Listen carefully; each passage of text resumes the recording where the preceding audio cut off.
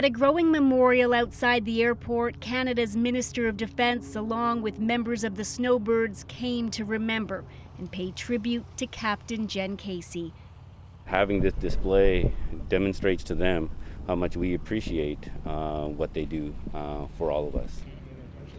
Nearby at the crash site, Air Force investigators are focused on the wreckage still strewn across lawns, trying to piece together what led up to this.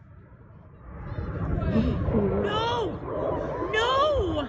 What are you looking for when you see that video? David McNair is a former investigator with the Transportation Safety Board. But I listened to hear if I could hear the airplane that was climbing, and if you expect it was climbing, you'd have an engine increase of thrust.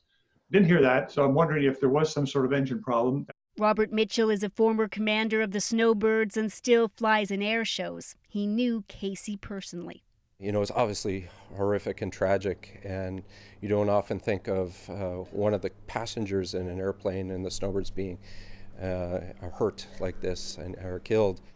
Mitchell says it was not uncommon for the public affairs officer and a mechanic to ride in the jets in transit. On Sunday, pilot Captain Richard McDougall and Captain Casey were on their way to Vancouver Island. Mitchell says each would have had to pull their own ejection handle, and officials confirmed they both ejected before the crash.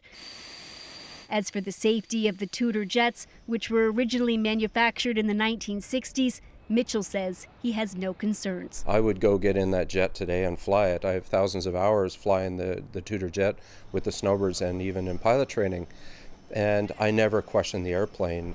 Officials say the jets are checked before each takeoff, and every 2 years they're essentially torn apart and rebuilt.